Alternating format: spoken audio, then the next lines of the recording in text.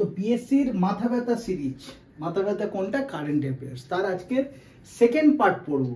তো PSC miscellaneous men's current affairs part 2। তো এখানে কোশ্চেন শুরু হচ্ছে, দেখো কোশ্চেন নাম্বার 16 থেকে। তার মানে বুঝতে পারছো আগে 15টা কোশ্চেন কিন্তু করা হয়ে গিয়েছে। তো যারা দেখোনি এখনো পর্যন্ত তারা একটু ওইটা দেখে নিও, তারপরে এটা এসো। আর কারেন্ট অ্যাফেয়ার্সের ব্যাপারে বলতে গেলে হঠাৎ করে দেখো মিসলেনিয়াস মেন্স বলছি, তারপরেও আমি অপশান দিচ্ছি। তার কারণ কারেন্ট অ্যাফেয়ার্স তো কোনো পার্টিকুলার একটা এক্সামের হয় না, সমস্ত এক্সামে কারেন্ট অ্যাফেয়ার্স থাকে। সেই কারণে কারেন্ট অ্যাফেয়ার্সগুলো এমনভাবে তৈরি করা যাতে তোমার অন্যান্য পরীক্ষাতেও কাজে আসে। মিসলেনিয়াস মেন্সে তো আসবেই, এবং সেখানে একটা বড় সমস্যা, তোমার কাছে কোনো অপশান নেই, তোমাকে মুখস্থ করতে হবে, এক্স্যাক্ট অ্যান্সারটা তোমাকে লিখে আসতে হবে। তো চলো শুরু করা যাক। কোশ্চেন 16 কি বলছে? Kechuapalli wetland is the first Ramsar wetland site of which Indian state? Kechuapalli wetlandটা প্রথম রামসার সাইট কোন স্টেটের? অপশনগুলো দেখো, A Arunachal Pradesh, B Tripura, C Meghalaya, D Sikkim. এর সঠিক অ্যান্সার হচ্ছে সিকিম। সিকিম স্টেটের প্রথম রামসার সাইট হচ্ছে কেচুয়াপাল্লি।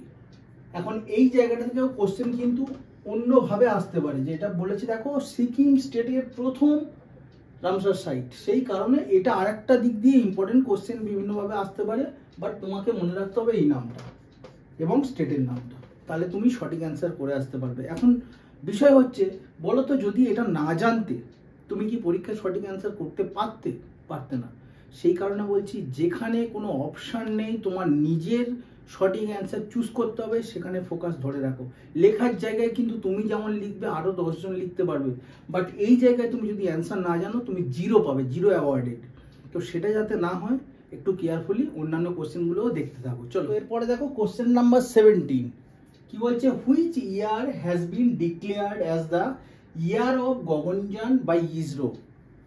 ইসরো বলছে কি, ইসরো ডিক্লেয়ার করেছে ইয়ার অফ গগনযান। কোন ইয়ারটাকে ইসরো ডিক্লেয়ার করেছে ইয়ার অফ গগনযান? এখন গগনযান এই ব্যাপারে কিন্তু আমার পুরনো ক্লাস করানো আছে, তোমরা কিন্তু প্লেলিস্টে গিয়ে দেখে নিতে পারো। বাট ইসরো বলছে ইয়ার অফ গগনযান কোন ইয়ারটাকে? অপশানগুলো দেখো, এ 2025, বি 2024, সি 2022 এবং ডি হচ্ছে 2023। এর সঠিক অ্যান্সার হচ্ছে 2025। এই সালটাকে ইসরো ডিক্লেয়ার করেছে কি হিসাবে? ইয়ার অফ গগনযান বলে। এখন ইসরো এই কথাটা এলো যখন, 3-4টে কাজ, ছোট্ট ছোট্ট কাজ তোমরা কিন্তু কমেন্ট বক্সে করে রেখো। ইসরোর ফুল ফর্ম, ইসরোর বর্তমান চেয়ারম্যানের নাম কি, এবং ইসরোর হেডকোয়ার্টার। 3টে ছোট্ট কোশ্চেন, যে কোনো পরীক্ষায় আসতে পারে, যেভাবে খুশি আসতে পারে, বাট আসে। সেই কারণে বলছি ইসরো ফুল ফর্ম, ইসরোর বর্তমান চেয়ারম্যান এবং ইসরোর হেডকোয়ার্টার। মুখস্থ হয়ে যাবে না? আমাদের সঙ্গে যত তোমরা বেশি কমিউনিকেট করবে কমেন্ট বক্সের মাধ্যমে, তত বেশি তোমার ধার বাড়বে, তোমার শার্পনেস ভালো হবে। তো কোশ্চেন নাম্বার 18 দেখো, who has been awarded with the digital transformation award 2025? ক্লাসটা আমি একটুর জন্য স্কিপ করছি, মানে থামাচ্ছি, তার কারণ যারা মিসলেনিয়াস মেন্স দিতে যাবে তাদের কাছে তো কোনো অপশান নেই।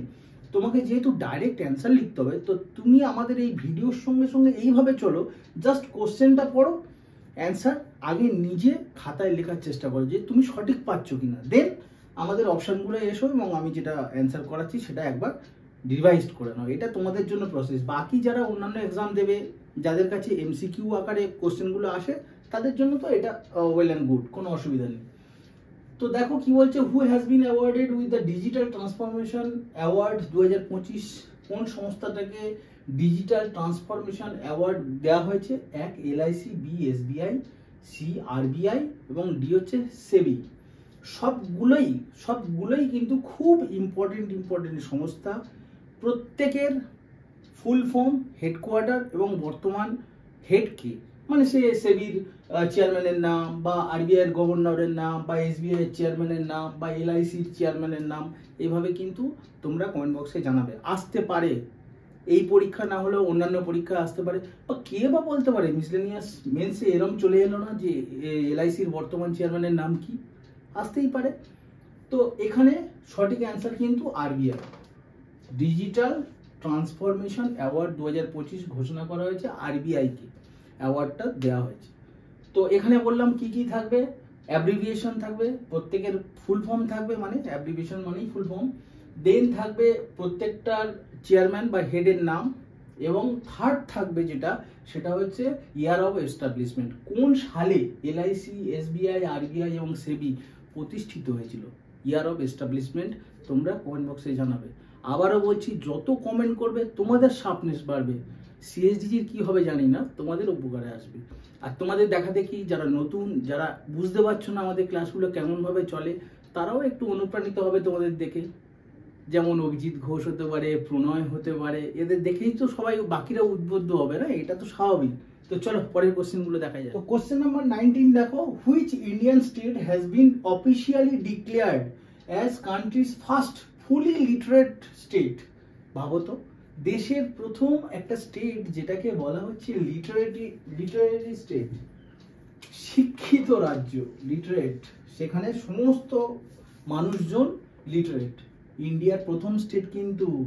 তো অপশনগুলো দেখো, এ নাগাল্যান্ড, বি মিজোরাম, সি মণিপুর এবং ডি হচ্ছে আসাম। এর সঠিক অ্যান্সার হচ্ছে মিজোরাম। মিজোরাম আমাদের দেশের প্রথম একটা স্টেট যেটা কিনা লিটারেট স্টেট।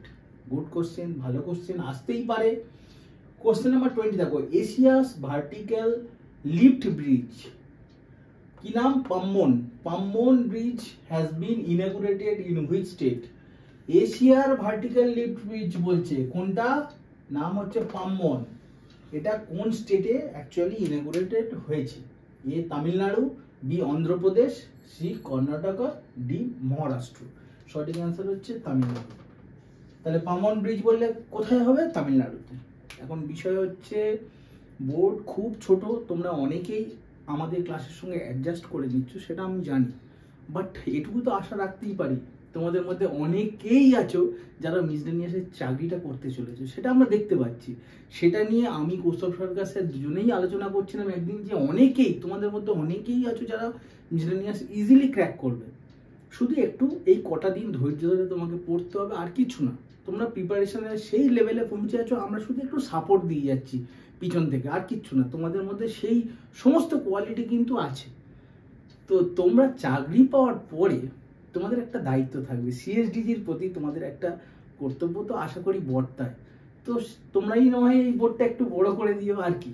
চলো নেক্সট কোশ্চেনগুলো দেখা যাক। তো কোশ্চেন নাম্বার 21 দেখো, tiger Trump. Tiger Trump is a bilateral military exercise conducted between India and which country? বলছে টাইগার ট্রাম্প হচ্ছে একটা bilateral military exercise. Bilateral military exercise মানে দুটো দেশের মধ্যে একটা মিলিটারি এক্সারসাইজ হয়, সেটাকে বাইল্যাটারাল বলে। এখন কোন দুটো দেশের মধ্যে টাইগার ট্রাম্প হয়েছে, এর একটা শর্টকাট ওয়ে একটু পরে বলে দিচ্ছি। অপশনগুলো দেখো, A Japan, B France, C Australia, D USA. তো এর সঠিক অ্যান্সার হচ্ছে ইউএসএ। ভারতের সঙ্গে ইউএসএর কোন মিলিটারি এক্সারসাইজ হয়েছে? Tiger Trump. ট্রাম্প নাম শুনেই বুঝতে পারছো, ইউনাইটেড স্টেট অফ আমেরিকা। তো অপশন তোমার কাছে তো এমনিতেই থাকবে না, বাট টাইগার ট্রাম্পটা মনে রাখার শর্টকাট ওয়ে হচ্ছে ইউএসএ। সোজা ইন্ডিয়ার সঙ্গে একটা আমেরিকার বাইল্যাটারাল মিলিটারি এক্সারসাইজ।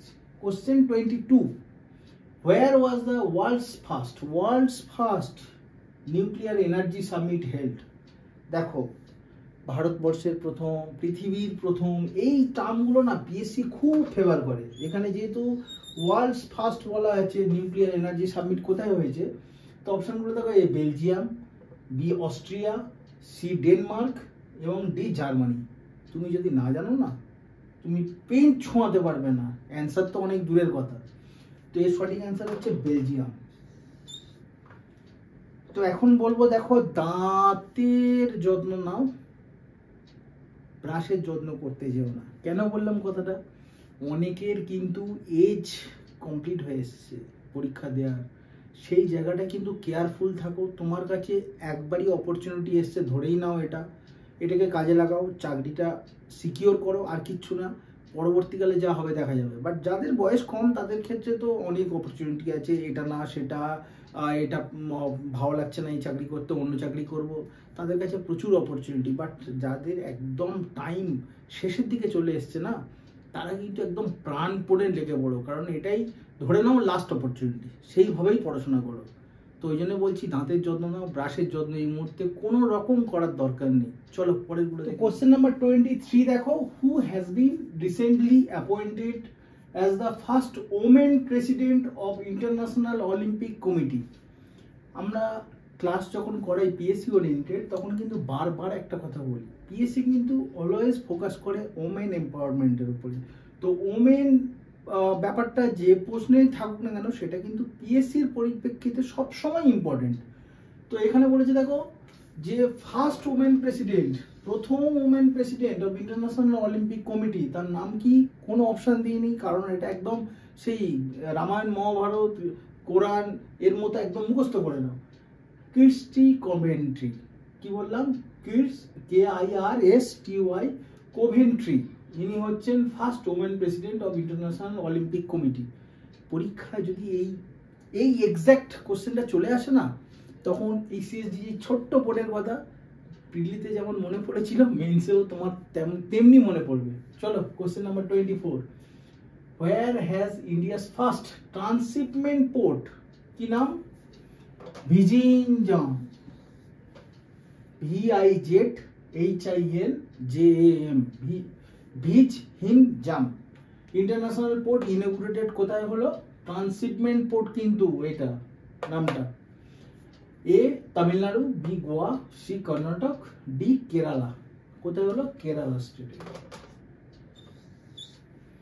এই জায়গাটায় একটা কোশ্চেন আমার খুব মাথার মধ্যে স্ট্রাইক করছে, বিশেষ করে গোয়া এবং কর্ণাটক এই দুটো স্টেটের এই মুহূর্তে মুখ্যমন্ত্রীর নাম এবং অবশ্যই রাজ্যপালের নাম, কর্ণাটকেরও এবং গোয়ারও দুটো রাজ্যের মুখ্যমন্ত্রী এবং রাজ্যপাল মানে বর্তমানে যিনি রাজ্যপাল আছেন দুজনের নাম কিন্তু একটু কমেন্ট বক্সে কমেন্ট করো। কেন জানি না, পরীক্ষায় এলেও আসতে পারে। চলো, জানা তো কোনো অন্যায় না, তুমি জানলে তো তোমার কমে যাচ্ছে না কিছু ভাগ থেকে, তো যদি জানো সেটা ওয়েল অ্যান্ড গুড। চলো পরেরটা দেখা যাক। কোশ্চেন নাম্বার 25 কি বলছে? Who has been appointed as the president of international court of justice? এই মুহূর্তে ইন্টারন্যাশনাল কোর্ট অফ জাস্টিসের প্রেসিডেন্ট কে? কি নাম দেখো? YUJI, IWASAWA, আইওয়া সোয়া। তোমরা তোমাদের মতো করে এর টার্মিনোলজি করে নিও, বাট স্পেলিংটা সঠিক লিখো, পরীক্ষায় এলে ভুল করো না। তো এই জায়গাটা একটা কোশ্চেন আবার রাইজ করছে, দেখো ইন্টারন্যাশনাল কোর্ট অফ জাস্টিস এর হেডকোয়ার্টার কোথায়? অবশ্যই কমেন্ট বক্সে কমেন্ট করে জানাবে ইন্টারন্যাশনাল কোর্ট অফ জাস্টিসের হেডকোয়ার্টার কোথায়। Question 26, who has recently become the chairman of 23rd Law Commission? Law Commission এর চেয়ারম্যানের নাম কি? কি নাম? দীনেশ মহেশ্বরী। তো দেখো অনেকেরই আমি একটা জিনিস লক্ষ্য করছি যে অনেকে বলছে স্যার আপনারা ইংরেজিতে কেন ক্লাস করান, বাংলাতে কেন করান না? আচ্ছা একটা কোশ্চেন বলো তো, আমরা কি বাংলাতে করাতে পারতাম না এই কোশ্চেনগুলো? আমি যেখানে বাংলায় বলে দিচ্ছি সেখানে বাংলায় আমার লিখতে অসুবিধা করতে হতো, বাট একটা জায়গায় তোমাদের সমস্যা আছে, সেই সমস্যাটা বলি। তোমরা খেয়াল করে দেখবে যারা পিএসসির যে কোনো পরীক্ষা ক্র্যাক করে থাকুক না কেন, উইদাউট নোয়িং প্রপার ইংরেজি সঠিক না জেনে চাকরি পেয়েছে একটা ছেলে দেখাও তো পাবে না। তো সুতরাং তোমাকে যখন চাকরি পেতেই হবে এবং আলটিমেট তোমাকে ক্র্যাক করতেই হবে, তোমাকে তো ইংরেজি জানতেই হবে। আর এর একটা অ্যাডভান্টেজ একটাই যে তুমি সর্বভারতীয় পরীক্ষাগুলি যখন দিতে যাবে সেখানে তো তোমার ইংরেজিতেই কি করতে হবে সব কিছু। তো যখন তুমি জানছো যে তোমার লিমিট আপ টু মানে জানা নেই যে তুমি কোন পরীক্ষায় এক্স্যাক্টলি ক্র্যাক করতে পারো ইন ফিউচার, তো শুরুটাই তুমি ইংরেজিতে কেন করবে না? তুমি কেন বাংলায় বসে থাকবে? দেখো বাংলা ইংলিশের খুব বেশি ফারাক নেই, যদি তুমি সেটা চর্চার মধ্যে থাকো নর্মালি তোমার হয়ে যাওয়ার কথা। দেখো আমি এটা যেমন লেখাচ্ছি বলে দিচ্ছি, তোমরা তো ইজিলি বুঝতে পারছো, তাহলে শুরুটা তোমরা কেন ইংরেজিতে করছো না? এটাই তো আমার মাথায় ঢুকছে না।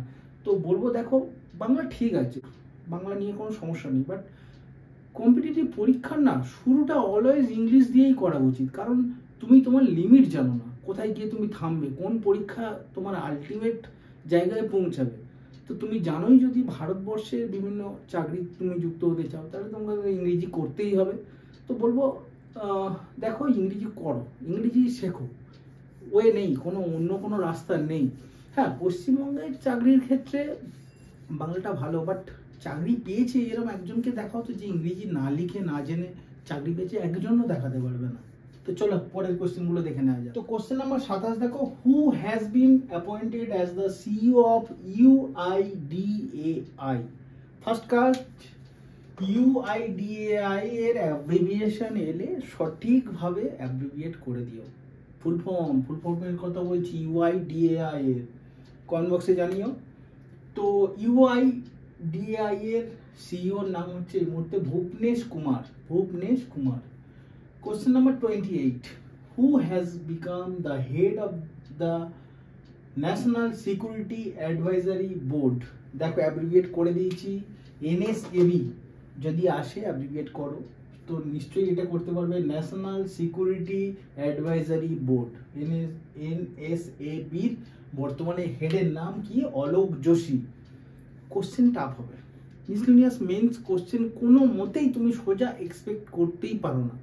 প্রিলিতে যা হওয়ার হয়ে গিয়েছে, মেন্সে কিন্তু তোমাকে একদম ছেঁকেই বাঁচবে। বুঝতেই পারছো 10,000 ক্যান্ডিডেট, 5 থেকে 700 জন অ্যাপয়েন্টমেন্ট লেটার হাতে পাবে, মানে ইন্টারভিউ কল পাবে, তারপরে অ্যাপয়েন্টমেন্ট পাবে। তো সেক্ষেত্রে বারবার বলছি কোশ্চেন টাফ হবে, be prepared for that. Question difficult level কিন্তু বাড়বে। কোশ্চেন 29, NDB ফুল ফর্ম কি বলা আছে? New development bank, NDB। Question 30, UNGA United Nations general assembly. আমি দুটো অ্যাব্রিভিয়েশন জানতে চাইনি, অ্যাব্রিভিয়েশন তো আমি তোমাদের বলেই দিয়েছি, NDB এবং UNGA এর। আমি দুটো সংস্থার এই মুহূর্তে প্রেসিডেন্টের নাম তোমাদের কাছ থেকেই আশা করছি, তোমরা উত্তর দুটো কমেন্ট বক্সে জানাও। কি বললাম? NDB নিউ ডেভেলপমেন্ট ব্যাংক এবং UNGA United Nations general assembly, প্রেসিডেন্টের নাম কমেন্ট করো। তো আজকের ক্লাস এইটুকুই থাক। তোমাদের রেসপন্স আগের ক্লাসে খুব যে খারাপ ছিল তা না, মোটামুটি আমাদের ভালোই লেগেছে। তো তোমরা চাইছিলে কারেন্ট অ্যাফেয়ার্সের ক্লাস, আমরা আবার সেকেন্ড ক্লাস তাই প্রিপেয়ার করলাম। বাট এটার পরেও কিন্তু আমাদের এক্সপেকটেশন থাকবে তোমাদের কাছে যে কারেন্ট অ্যাফেয়ার্সের উপরে কি তোমাদের আরও ক্লাস দরকার, এইরকম টাইপের সিলেক্টেড, যেটা মেবি তোমাদের পরীক্ষা হলে গিয়ে এই ছোট্ট বোর্ডটা ভেসে উঠতে পারে। তো যদি লাগে তো একটু কমেন্ট বক্সে জানিও, আমরা নেক্সট ক্লাস প্রিপেয়ার করব। তো চলো, বেস্ট অফ লাক, খুব ভালোভাবে পড়াশোনা করো, টাটা।